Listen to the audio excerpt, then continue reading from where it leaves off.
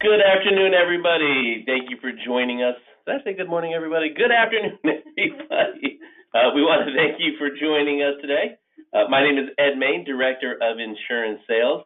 I am joined by Robert Large, our Senior VP. Good afternoon, everybody. I know we want to say good morning, but we are good afternoon. So first of all, we want to just extend our thank you for taking time out of your busy days. We understand that taking a webinar in the afternoon can cut right in the middle of some production. So again, thank you. We're going to keep it fairly brief. It's not very long, but we want to inform you and be here to answer any questions that you may have. So again, we do have a question section down below. In that question section, we can see the questions get typed in. So if you have anything as we move along, please feel free to put whatever you want down in that section. We'll do our best to answer that for you. We do not call out any names, so regardless of the question, please feel free to ask it. So with that being said, we're going to go ahead and get started and talk about our discussion topics today. So what we're going to do is first of all, talk all about DIC and the endorsement itself. We're going to talk about if you can endorse a current AEGIS policy with DIC, talk about the admitted property policy package, fair plan coverages, the actual difference in condition endorsement itself, how to get the fair plan access, and we're going to do a quote walkthrough, an actual quote walkthrough through our system to show you how a DIC works, what we're looking for on the back end of that DIC once it's bound, and again, answer any questions. Alrighty, so first we want to talk about kind of managing an active AEGIS policy. So with our system, the way we have it created, if the policy currently does not have a DIC endorsement on it, it's an unavailable option for those HO3 and DP3 policies. What we're trying to do is avoid any confusion for both the brokers and the insureds. We want to make sure that a new policy number is generated. It then kicks off all of the back-end underwriting requirements that are needed when a DIC endorsement is generated through a new policy. So again, you'll see their policies must be rewritten to obtain the DIC endorsement. That's a very important factor we wanted to go over with you today. There is not, again, a possibility to do an endorsement on an active non-DIC endorsed policy. Once you do a DIC endorsement policy, the fair plan, the signed DIC endorsement must be submitted immediately to our underwriting team. And I'll show you, for those of you that may not know, how to upload a document directly to the underwriting team through the client's portal. Also, a fair plan policy must be obtained for fire coverage, and proof does not need to be uploaded. Again, we want that fair plan policy to be in place, but again, that is something that we do not require for you to submit for us. With that being said, I'm going to pass it on to Robert here for a minute. Great, thanks, Ed. Appreciate that. So obviously, the fair plan gives you your basic name peril property policy, and you can extend some coverages on the fair plan to round those name perils out. And the basic idea here is you get the fair plan, you get the extended coverage, then you come over and you get the AEGIS difference in conditions endorsement. And what that does is round out all of those additional coverages that aren't provided by the fair plan, so that your client ends up with the two policies together, a real complete coverage package. The other nice thing, of course, is this is all done between the fair plan and us on an admitted basis. And we know particularly in the wildfire-exposed portions of California, especially these days, really the solutions out there right now for you are the fair plan or the E&S or surplus and non-admitted market. The DIC endorsement we're selling does, like all our other products, continue to be offered by us on an admitted AM Best A- rated basis. In terms of the coverage itself within the fair plan, just a little refresh if you haven't maybe looked at a fair plan policy recently. It is a named perils policy form, so it's a little different than your typical HO3 or open peril policy. When you write the basic fair plan policy, it's just fire, lightning, internal explosion and smoke that's included. There is an extended coverage option, and it's really important that you actually add that to your client's policy, and I'll show you why in just a second. But if you remember your pre-licensing education, they talked about the acronym, the WARV coverage for the extended coverage, which is the windstorm, hail, aircraft, riot, vehicle, explosion, and of course volcanic eruption gets added into it. And so you're going to want to add that on. There's also an option to add vandalism or malicious mischief coverage, which is not included included in the FAIR plan. So if you add it all up, you can get a pretty complete list of the extended perils for coverage. But bear in mind, the fire basic policy plus the extended coverage option is really key for you to look at on the FAIR plan side. And the reason is, this is our difference in conditions endorsement, and you can see if you look at the perils that are lined up in the middle, numbered 1A through 10, that they line up exactly with the FAIR plan policy. And the way that difference in conditions or DIC endorsement works is it carves out of the AEGIS policy all of the coverages that you would be purchasing through the FAIR plan policy, which includes the extended coverage option. So if you don't buy that extended coverage option, and you buy the DIC endorsed policy, the DIC endorsed policy doesn't drop down to fill in for the absence of those perils. Those perils are actually just all excluded under the DIC endorsement. So that's why I say very important to make sure that when you buy the FAIR plan policy for your client, you also make sure that they purchase the extended coverage option. Then when you add the DIC endorsement, you've got a good complete wrap, and you're bringing in those perils of theft. You're bringing in water damage, which isn't in the FAIR plan policy. And very importantly, the FAIR plan has no Section 2 to the policy at all, which is all of your liability and medical payments and bodily injury coverages. And those are all brought in with the DIC endorsed policy. We do have a question that just came through. What about falling objects coverage? You're going to have potentially some coverage for that. It's going to depend a little bit on the peril that caused that to happen. So the way the DIC works is if the cause of loss was in any way stemmed from one of the perils listed in the form that you see on your screen, then there's no coverage under the DIC endorsed policy, and you're going to be looking to the FAIR plan policy. If the FAIR plan policy that doesn't cover it, then you're typically going to find coverage under the AEGIS DIC endorsed policy. Great. Thank you, Robert. A couple other questions that came through. Actually, the same question, if we're going to have this available for you guys, absolutely no problem. We can get this over to all attendees once this is done for you guys to review.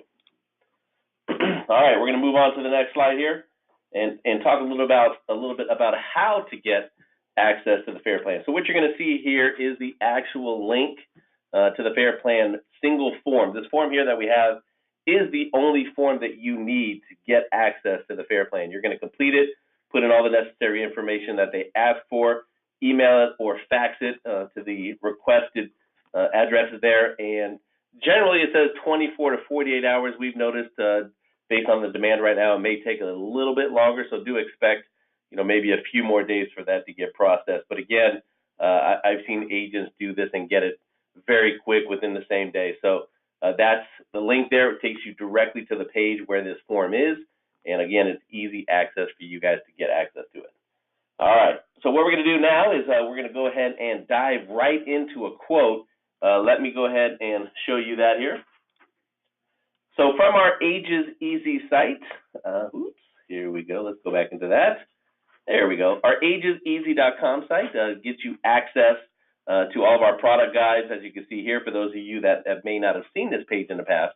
We also have a producer resources page that has downloadable content from brochures, if you need to have Ivan's access, and a bunch of great information. So this is our page. We like you guys to save it to your favorites. You kind of use it as a jumping off point to log into our portal. So from every page, you'll see here up at the top a login button. So I'm going to go ahead and log in. We have a couple questions here. Will AEGIS DIC be similar or equal? Whoops. Give me a second. Yeah, I saw a couple of these, Ed. I can jump in while you were talking. So first of all, if you have FAIR plan access already, you're not going to need to do anything separate when we talk about the FAIR plan there. The difference is now you want to come in addition to the FAIR plan policy and also do what Ed is showing you right now, which is log into our system and write the DIC endorsed policy. With respect to the coverage differences, I can't speak for what other carriers have and how their endorsements were structured. What I can tell you is that our endorsement is lined up exactly with the California FAIR plan policy. I would expect that that's what most other companies have done, but I can't speak to their policy form. But what you want to bear in mind is when you put a DIC endorsement on our HO3 policy, that's an open perils policy form that you're adding this endorsement on. So what you're doing is you're just stripping out the named perils that are covered by the FAIR plan, and then everything else comes in on an open perils basis for your Section 1 property coverages under the DIC endorsed policy. So as long as the loss doesn't stem in any way from one of the perils that's named in the FAIR plan policy, then you're going to find coverage under the DIC endorsed other part that comes in is the Section 2 liability coverage. We specifically mentioned theft and water damage because those typically are the key Section 1 property coverages that are not found in a fair plan policy that are being brought in by a DIC endorsed policy. But obviously, if you get through the permutations of the coverage, there can be other examples that you can come up with. I hope that helps on that. Great. Thanks, Robert. Mm-hmm. Here you'll see now when you're in the dwelling value tab, we have a wildfire score of 6N, which automatically kicks off the difference in condition endorsement to be applied. So make sure when you're running through a quote and you do see that pop up that you now know this will be a difference in condition policy. All right, what I'm going to do is I'm going to not spend time on every single page here. I would assume most here have used our system in the past. I'm just going to run through it, get to a point of binding, and show you that process. And also here under the coverages, it's going to require you to click and acknowledge that this is, again, a difference in condition policy. So we put in place both on the dwelling value tab and on the coverage page that you are being alerted that this is a difference in condition endorsed policy. And again, here on the premium page, again, you're going to see difference in condition endorsement applied with that credit. A couple of things while that's loading. The deductibles between the fair plan policy and the DIC policy do not need to match. It's just you're going to have one deductible applying at a time depending on which policy is covering the loss. This is not available today on our manufactured home product. We are working on that right now, but obviously for admitted products, those have to be filed and approved, so there'll be a little delay on the manufactured home. This is available on our HO3 and our DP3 product. And I know we had some moratoriums in place extensively until recently, but as of right now, the DIC endorsed policies for HO3 and DP3 are available in every zip code in the state. Great questions, everybody. Can a client quote directly with Fair Plan and then we get to sell the DIC to them? No, the Fair Plan does not sell direct to consumer. They only sell through a licensed broker. So you'll have to be a licensed broker to get your credentials with the Fair Plan, and that happens separately through the Fair Plan, and Ed will talk about that in just a second. And then your client will need to buy the Fair Plan policy from you, and then, of course, would buy the DIC policy through you as well. So here, when we get to the premium tab, again, you're going to see an alert that pops up to let you know that we do want that signed difference in condition endorsement uploaded to our portal here. So I'll show you how that works once we bind this policy.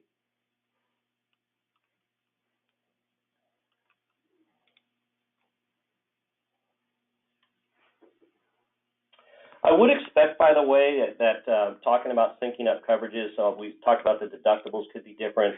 Your coverage A limit, I would expect you would want to have the same limit. I mean, the home should be sure to 100% of the estimated replacement cost, regardless of which policy you're talking about.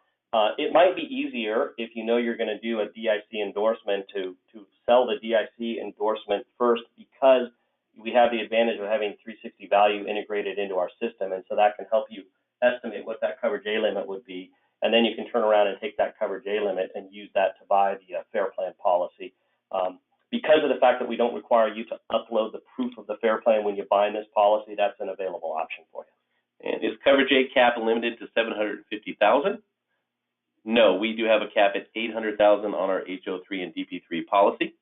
Sorry, guys, we're doing our best to answer these questions. They are coming through quite fast here, so give us a quick second as I continue to bind it. What I'm doing right now is just I walk through the entire process, bound this DIC policy, and now I'm going to go ahead and continue to the documents where we'll see the difference in condition endorsement there.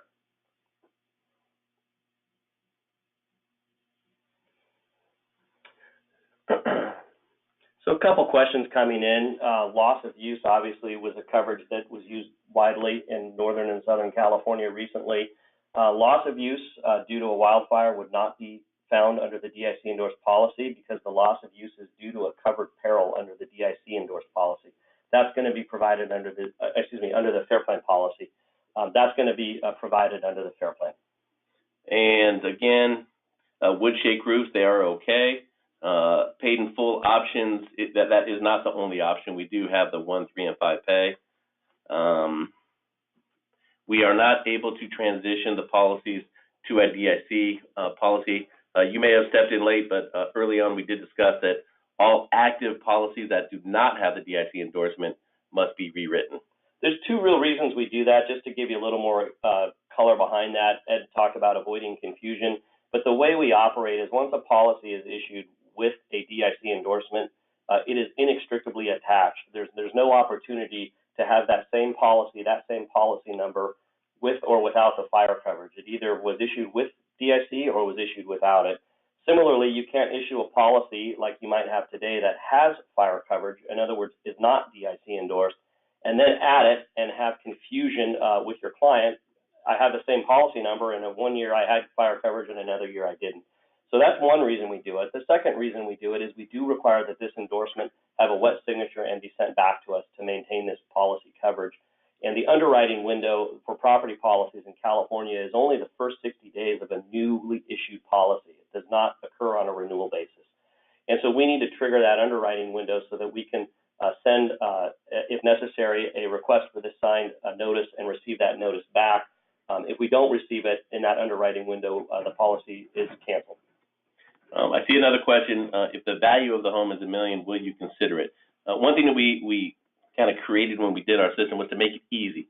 There is no exceptions to certain rules within our underwriting and our actual portal itself. If it's over $800,000, we will not accept it. There is no kind of call-in discussion on that one. DocuSign signatures, no problem at all. We do accept all digital signatures. In regards to, I saw a question that came through, if an area was closed before for DIC, will it be open now? Yes, we did open up every zip code in California yesterday for DIC business. How do we feel about Tahoe? It's beautiful. We love Tahoe. We like to visit. It's available. It's available for DIC endorsed. That's right. You'll probably find there are a few areas in the state that we still have closed because we have some accumulation or concentration concerns relative to wildfire for non-DIC endorsed policies. It's a small list of zip codes since that's how we do our territory assignments. And I imagine there's a number of those in the Tahoe Basin that are still closed. But most of the state is open for all business, all of our standard 0, 1, and 2 scored business. The entire state is open for our motorcycle business, our standalone earthquake, and this DIC endorsed business. So generally speaking, we're open statewide as of yesterday. And I did mention that, yes, DocuSign or electronic signatures are okay. I saw another question come through for that. And yes, our system automatically puts the DIC in there. There's no way to take that DIC out. Once that wildfire score is, calculated to that risk, it will automatically add the difference in condition endorsement. All right, so now what I want to show you real quick is I just showed here the difference in condition actual endorsement that is available. Once you bind the policy, you'll see here that here it is the difference in condition. All you need is to have a signature right here. And then once you have that, what you're going to do is go to the upload document section, go in here and attach a file. And the file here, I have it listed as signed DIC. Hit OK. And we're in the demo mode, so I apologize, it's not going to do it. But we are in our test environment, which does not always allow us to do everything. But you can see that it does allow you to attach it right here. You hit save, put a note in there, DIC attached, and it goes right to underwriting. Now, a great thing about our system as well is once it's saved in this client's portal, as you can see, we are in John Smith's policy. It does stay here forever. So once it goes through, it's in there. You could view it yourself, and underwriting is alerted as well. Just a quick pro tip for you, but if you're in an area where you think you're going to be writing a lot of these DIC endorsed policies, you might want to print out a couple of extra blank copies of the DIC endorsement. When you bind one of these policies, that will generate with the deck page, and if somebody wants a blank copy of the form, I'd be happy to email it to you as well. And that way you'll have that handy, and you can have your client just sign that endorsement while they're there or while they're dealing with the other documents, and then you can do this upload, because if it isn't uploaded, we will bill them essentially, quote unquote, to send in the signed endorsement, and if we don't get it within that underwriting window, the policy will be canceled. So if you do it at this step, you just eliminate one more future step for your client. And I see another question here. AEGIS no longer accepts wildfire 6N. That is correct. So we do not allow a policy to be bound with a full fire policy above a 2Y. And another question, do we need to cross-reference the two policies? You do not need to do that. We just want to make sure that you understand the fair plan policy is required to be bound for this insured. We will again send out a copy of this presentation. How long do we have to upload the signed DIC? Again, we have a 60-day window, but what happens, every home that we insure, we do have an inspection sent out within 7 to 10 days. Once that comes back in, we review that as well as make sure that the uploaded DIC is in there. If not, a notice of cancellation is generated and it will cancel at that 60-day mark. Again, DIC for modular, currently today it is not available. AEGIS fire line acceptability is 0N to 2Y, all the way up above that for DIC endorsed policies. We do not require a signed application to be uploaded. We do want to make sure that you do have that on file. So if it is ever requested, you will have access to give that to us. Yeah, and a couple of good notes here, just best practices for you. You know, obviously with the fair plan, we talked about make sure that you sell that extended coverage option so they have the extended perils. It's really important to make sure that your client has that fair plan and they have it in force. And if the renewal cycle for it is different than the renewal cycle for the DIC policy, you can actually sync that up when you write a DIC policy new. You can shorten the initial policy term if you need to sync it up with the fair plan, if they already have a fair plan policy. If you're buying a new, of course, you can buy them at the same time, and that won't matter. But you want to make sure that they have it. You want to make sure that you get that signed application and you maintain it. And you really want to make sure that you are insuring them to 100% of the estimated replacement value, so that if there is a loss and coverage comes in under either of the two policies, you know, there's no E&O exposure or something coming your way. You put them in extended replacement, you've given them a fair plan, they have extended coverage, you've got the signed application for our policy, and you make sure you send in the signed endorsement, and then you've really dotted the I's and crossed the T's. Is commission reduced on the DIC policies? No, it is not. You said, let's see, manufactured home, again, modular, is it both? Correct. So manufactured, mobile, modular is not available today for the DIC. It is not actually available at all on our portal until the end of March. We do have a March 23rd launch date. We have not announced it officially. Just want to make sure all the T's and I's are dotted and crossed out before we do that, but that is our projection. What are the benefits compared to surplus lines market? You mentioned that in the email still on the coverage. Well, there's a couple of quick benefits. You know, typically I would expect that your premium is going to be much cheaper for a fair plan plus a DIC endorsed policy as opposed to what you're finding in the surplus market today. The other is going to be simply ease of use. You can, as you see how quick it is to go online and quote and bind and issue a DIC endorsed policy. It's done real time. All the documents are there and you're done. You don't have to send anything to us or to underwriting to submit. You don't wait for a quote, wait for approval. It's bound real time. Also, you get an automatic renewal, which is real beneficial. And somebody just made a comment, quite a bit less expensive than surplus, and that is correct. What we're seeing, I've been out in the field a lot the last few weeks and talking to agents, and they're seeing 250 to 300% rate increase on a lot of surplus lines. The time to get a quote has been delayed as well, where in the past you could get one usually within 24 to 48 hours. They're seeing delays there. Again, with our system, as you can see, we just went through an entire quote. We bound it in less than just a few minutes. The fair plan policy itself, for those of you that may not have used it, it's a lot easier than it once was. You can actually go in now, put in very minimal information, and get what they call like a quick quote. It's going to give you a summary based on the address, how much coverage you're looking for. And if that falls into line of what you're looking for at a price point, you can then go into the application process, which again takes a little bit longer, but again, you can still do an entire DIC and fair plan policy under an hour compared to multiple days for a surplus line. And just did one. Let's see, somebody made a comment. Let's see, 5,400 with surplus, 2,200 with DIC and fair plan. So it really does show that there is some market discrepancy out there with the surplus lines business. We're seeing a lot of it and hearing a lot about it on a daily basis. And to be honest, I expect from the product perspective that going forward, you're going to continue to see changes in the California market for wildfire exposed business. We're already seeing rates, especially in the surplus areas coming up, because they don't need that prior approval rate application approved by the state. We may also see changes in coverage. I know a lot of surplus lines markets mimic the typical ISO HO3 policy form, but as I understand, those are becoming harder to come by these days. And you may see that coverage changes as well to even mimic more closely what you see with the FAIR Plan, which is that named perils policy. We have another question here. This one is a little bit tough. What's the average price for a DIC policy?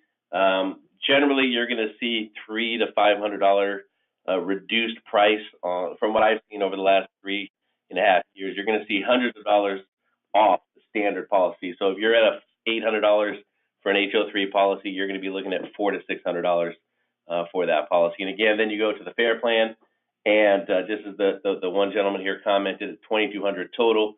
You're going to see a higher cost on the FAIR Plan for the fire than you're going to see with what our policy covers. But again, be prepared to see a much reduced price.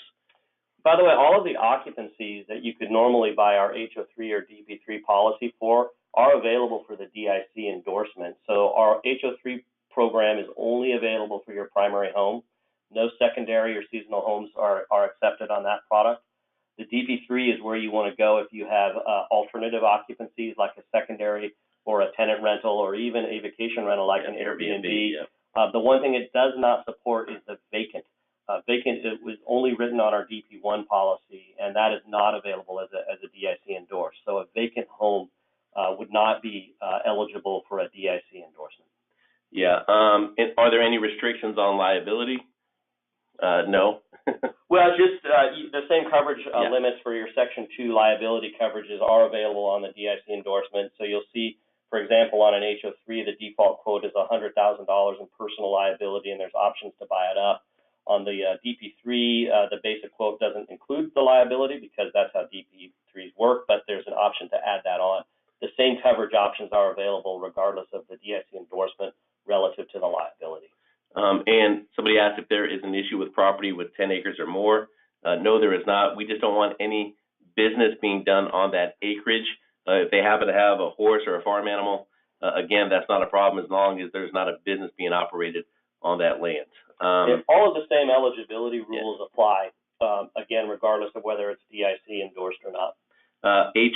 Somebody asked if there is an HO3 for secondaries. No, that's done under our DP3 program. And you missed VRBO. So the question is, they missed what we said about VRBO. We do accept Airbnb and VRBO occupancy as a vacation rental under our DP3 program. Our two kind of rental occupancies are tenant occupied, which is a long-term tenant that is residing at the home. That would be a tenant occupied. Vacation rental is the tenant occupancy for those short-term vacation rentals that are VRBO, Airbnbs, those types of things. Another question we have here, and again, thank you everybody for the great questions. They're coming in, and we do really appreciate it. The FAIR Plan policy must be bound first prior to DIC. In that scenario, we suggest you bind them the same day. We do want to make sure that they do have a FAIR Plan and DIC policy. Can we write a DIC for somebody that has a water claim not in a wildfire area? When you go into our system, if it's a 0 and to a 2Y, it's going to tell you the acceptability. As again, Robert mentioned, we do have some zip codes that are not open for a full policy, but we do accept water losses, and that's not a problem there. And just to reiterate on the timing of the policies, if your client does not have a FAIR Plan policy, and so you're selling them both the FAIR Plan and the DIC endorsed at the same time, it doesn't matter what order you do them in, and you may want to elect to do the DIC endorsed first through our system because you get the advantage of the 360 value estimated replacement cost. That's totally your option. It's up to you, whatever's more convenient to you.